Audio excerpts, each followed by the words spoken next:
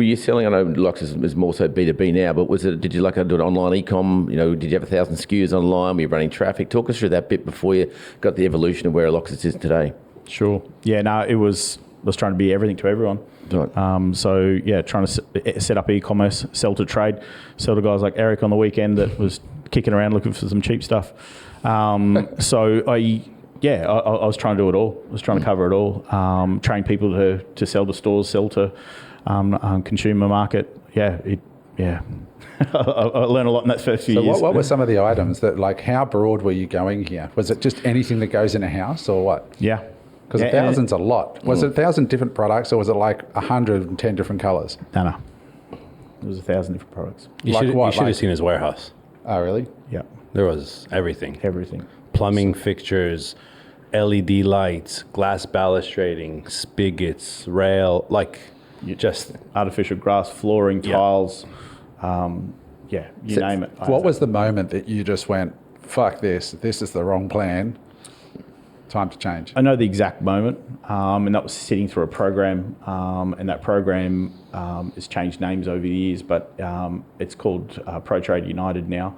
It's a program where I sat down month to month and work on the business, and that whole concept was quite foreign to me at the time because I'm like, I don't need to work on it, I need to work in it.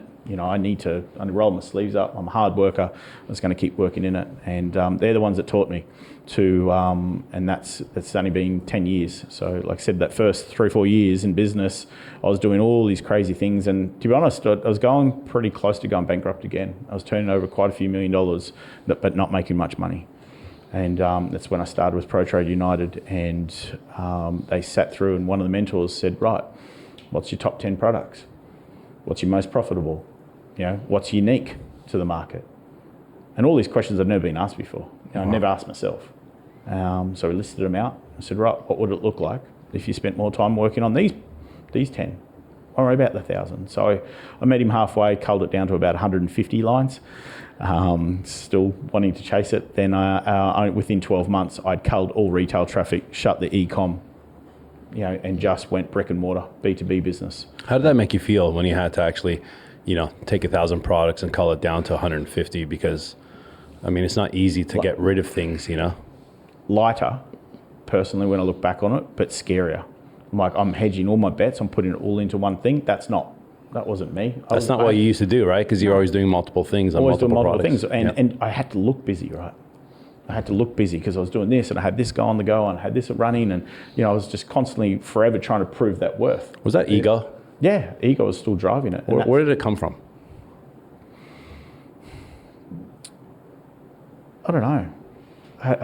I think the ego part for me was thinking I knew it all, and I could do it. And as soon as the ego mind started calming down, and I started looking a bit further beyond past what I could see in front of me, that's when I realised that, there was power there. There was deeper relationships that I was creating.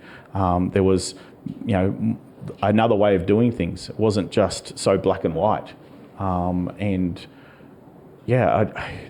guess the more that I've sort of put away the ego mindset or that driver, which is hard in business. You think you've got to be egotistic, but you don't. So that's sort of when I went into the back shadows and went, right, I'm not going to drive this business from the front. I'm just going to do it from the back, behind the scenes.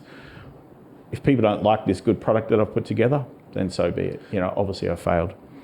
And this site or business that went down to 150 SKUs, that's pre-Luxus, right? That wasn't called Luxus then. That was there's reminiscence of it, but right. It wasn't just Luxus. Gotcha. It's that 1,000 products was probably a vanity metric in some ways, being able to say to people, right, I've got 1,000 products. It makes you sound big, right? But at the end of the day, it's results that we're after, right? And there's a terrific book called Built to Sell by John Warrilow. Mm-hmm. And for those who haven't read it, this is a book about a graphic design company, and he's doing websites, he's doing logos, he's doing fly, and he uses it as an example. And he says, the guy, what are you great at? He says, I'm great at logos. That's my superpower. And he said, all right, we're going to stop every other service and just become great at logos. and we're going to increase the price, and we're going to do this and that.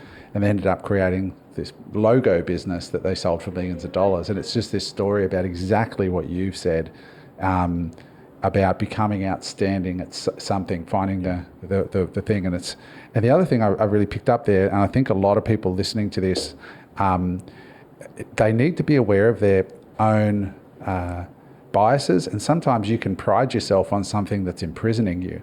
And so as a tradesman, you are so proud of the fact that you're hardworking. And I remember mentoring somebody years ago, and he said, Adam, you wouldn't know a hard day's work if it hit you in the face. And I said, you wouldn't know a smart day's work if it hit you in the face. And he sat there and went, oh shit. I said, your problem is you've got a tradie mentality and you value hard work above smart work. And I said, you need to have both. Like, I'm not saying don't work hard. Everybody's working hard, but you were like, I've got to work hard, but not so hard that you don't have time to learn, because without the learning, like this Trades United, did you say? ProTrade United, it's called, yeah. Sounds like a great organisation. 100%, yeah. And those questions, having that outside perspective, I mean, it's amazing that we're allowed to register a business without actually having to pass some of those basic questions. Yeah. Hey there, I hope you enjoyed that episode of Unemployable. If you want to watch another clip, click here, or if you want to see the full episode, click here. Bye for now.